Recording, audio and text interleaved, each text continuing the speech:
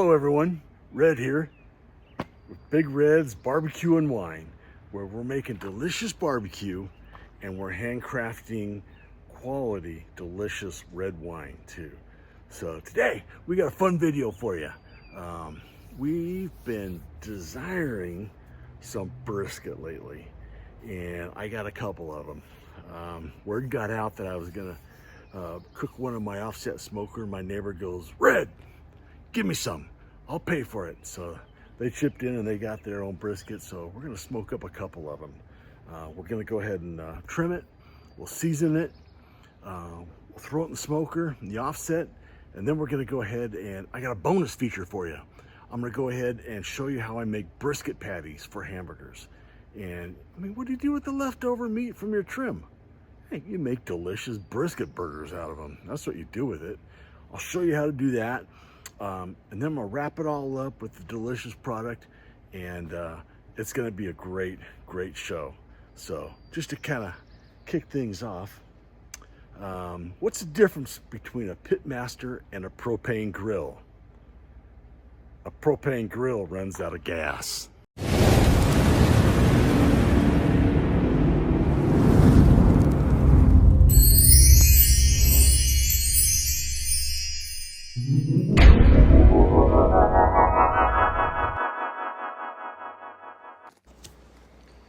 Man, it's early, but that's okay. So, got up early, about 6:15. Starting out by building my fire, my offset smoker. Love that thing. Offset smokers are the best. So, just kind of get my my charcoal basket going. Getting it all lit, and I'll kind of build my fire from there. That'll be the base. And if you look over on the left, you can see I got a little tray full of my brisket trim in there. So that's kind of where my plan was. I'll put that underneath the brisket, and then that'll be there just to be able to, flavor up and meld down and give me that nice little beef tallow that I'm looking for. So got my coals lit. It's looking pretty good. Gonna throw a couple splits on there, get it going. Man, it was cold that morning too. It was like 52, 51 degrees. Freaking cold northwest morning. But here we are back inside, and I already trimmed up the briskets. Got them all ready to go. I got my seasoning there, got my SPG and my W sauce. If you look at the SPG, I just kind of eyeballed it in an empty seasoning. I think it was an old pepper seasoning container, but I usually go like 60-40 on the pepper and the salt, but I mean, it just kind of ended up being, looks like it's more 50-50, and with just a touch of garlic powder on top. So kind of the old school Texas style for the seasoning, but that's all right. It's all good. You gotta try something different every time.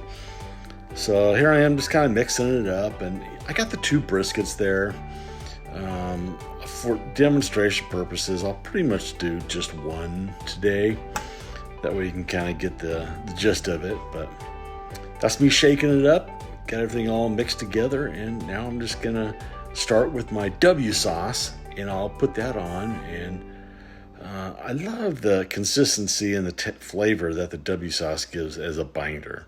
So I'll put that on. It almost absorbs in as soon as I do it. But man, it's a nice flavoring. So I'll do that. Then I'll throw my SPG on there. Well, it's mostly salt and pepper. There's a little bit of garlic in there, but got all reds mix there. So just kind of show you here. I mean, who doesn't like to see someone seasoning their meat? Come on now.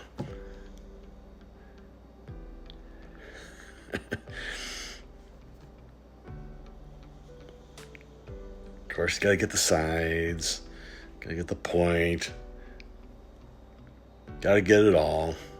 Don't skimp on the seasoning, especially with brisket. It takes quite a big hunk of it to break all the way through and season it up nicely. But love the flavor of that.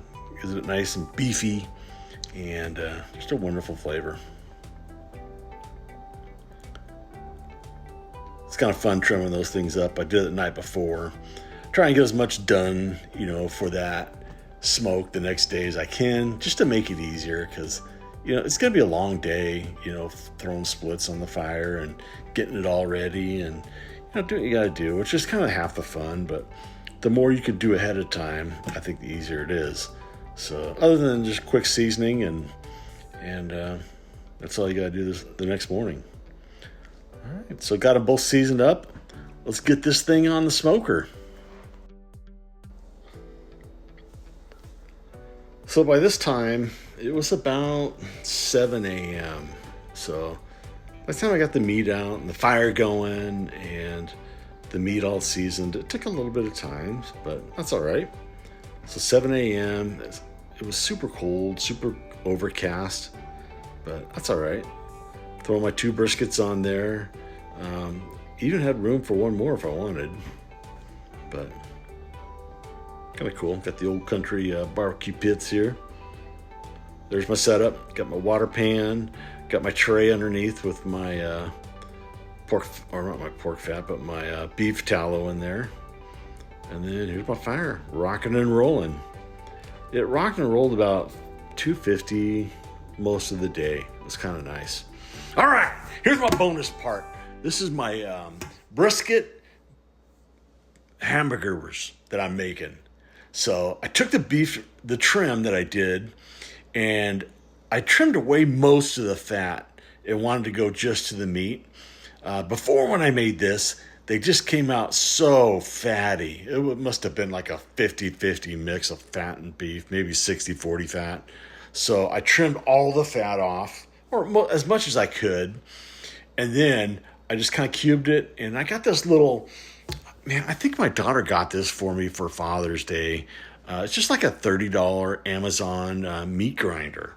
And I think it works great. I just kind of cube it up, pop it in there, and it mixes it up perfectly. So it's right where I want it. I mean, the consistency's nice, and with the brisket, it just makes a really good hamburger.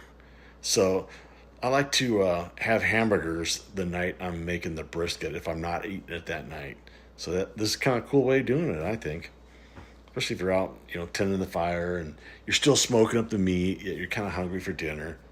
Boom, there you go. Just save all that beef trim and then cut away the fat so that you have the brisket meat there. Especially if you're shaving off the mohawk and trying to get it all nice and aerodynamic seems to be the root buzzword. And save that meat, make some hamburger meats out of it.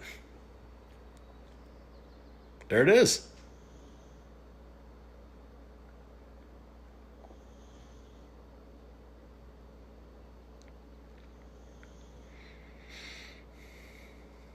And this is just making the patty. It made quite a bit of hamburgers too, surprisingly. So just thought I'd show you. Making some patties, pounding them out. Put my signature finger hole in the middle.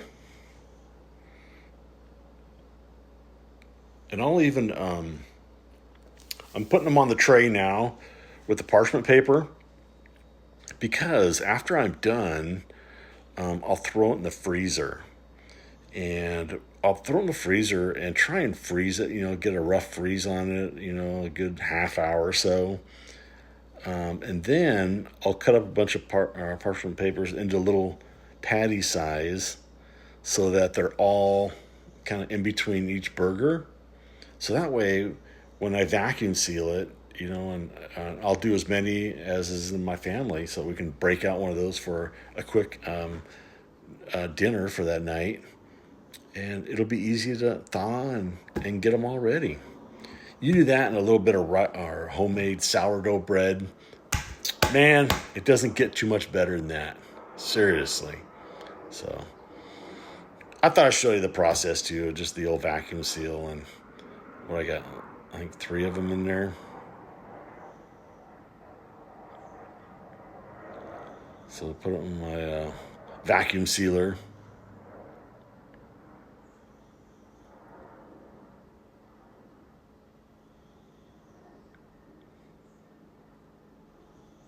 and they're like partially frozen right now.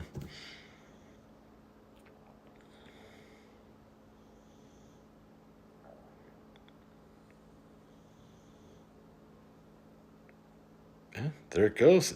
Once you partially freeze them, it allows them to hold their shape too while they're inside the freezer. So that's what I liked about it.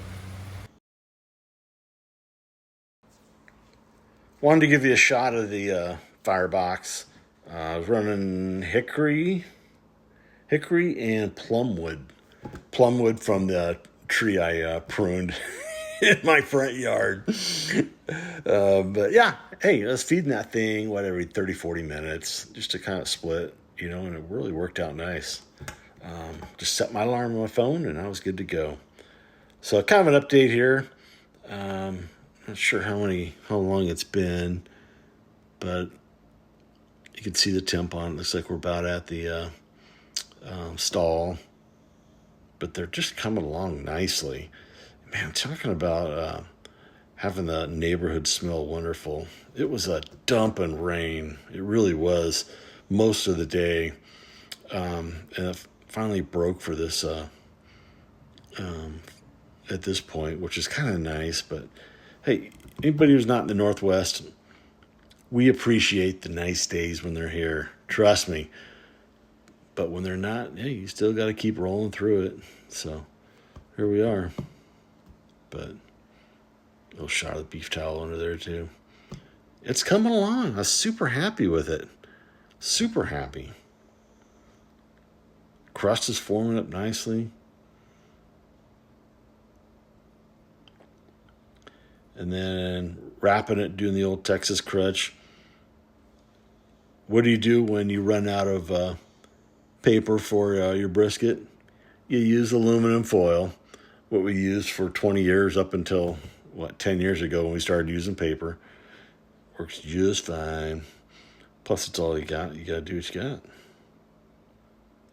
So I want to let you see just the process I'm doing here. I'm going from, it's been like 9 hours, 10 hours on the smoke. And so now I'm finishing it off in the Traeger. So I heated that thing up to 250. And I'm just letting them roll through in there. You can see my wood pile's getting low. I have to go buy the wood I get most of my wood at Home Depot and Walmart. So it's running low, so, it's all wrapped up. I'm going to use my Traeger to finish that thing off. That way I can monitor it on my phone.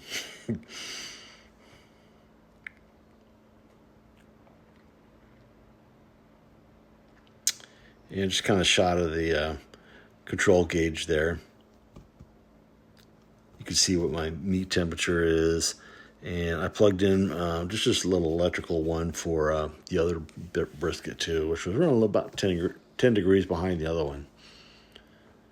So got them in there, and it will keep an eye on it and let it finish out. Time to go have some dinner. So it looks like my temperature is about 175 on that. Well, here we go. It's 9:20 at night. We've been working this brisket all day. Just to kind of summarize, we got up at 6? Around a little after 6. Had it all seasoned and prepped and had the fire built.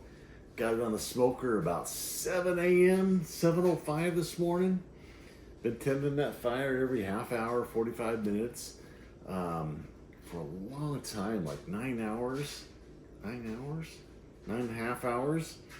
But man, was it worth it. We wrapped that thing. It looked beautiful. It really did. So we're gonna, after we threw it in the Traeger, we let it cook another, it was probably 2 more hours, and it got up to 205, 207. So I pulled it off. It's been resting for probably an hour, hour and a half. And now it's the time of reckoning. We're going to see what this thing looks like. So I'm excited. Let's check it out. Drum roll, please. Drum roll, please. Oh my gosh. Oh my gosh. Look at all that juice. That is without any injection. That's just the delicious fat that comes off a prime brisket. So I'm so excited. I'm like, let's cut into this thing. I want to see what we got here. Our hard day's work is finally done. And it's like feeling exhausted, tired, been up since butt crack of dawn. And I'm like, I'm just ready. But man, look at that thing. Wow. That looks fantastic. Smoke ring is there. The color's well. It's been rendered down beautifully. Beautifully. Man, I can't tell you can't beat that offset smoker for a brisket. You really can't. It's just freaking delicious. So here I am. I'm just separating it a little bit, a little better view for you. Pretty big little fat roll through there too. I was a little surprised, but that's all right. Thought I'd slice it up for you. Let's take a look at it. I hate it when you get to the end of a video or watching somebody make some brisket and they don't cut it up for you or they don't show you, what it looks like. So we're definitely going to show you here. Figure we cut it up a little bit and then I'll show you a piece. This one I'm actually giving to a friend of mine. So I got the tray next to it.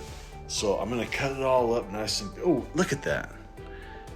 Nice jiggle test. The pull apart was beautiful on it. Super moist, super juicy, super smoky. It really embodied everything that you want in a brisket. It was so impressive. I really enjoyed it. So now I'm cutting up the burnt ends on it. Both sides there. I'll get those all nice and cubed. And then I was kind of telling you the tray next to it. I was going to give it to my neighbor with it all cut up for them. So that way all they'd do is like heat it up in the oven the next day or whenever they're going to have it.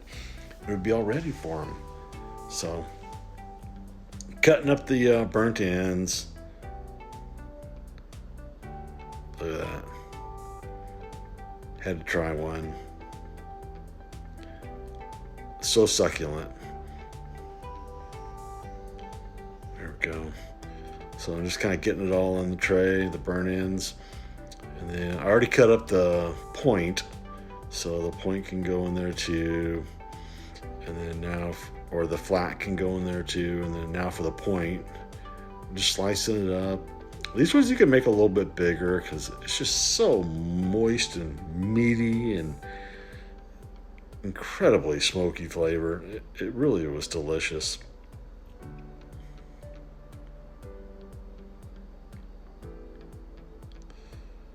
There we go.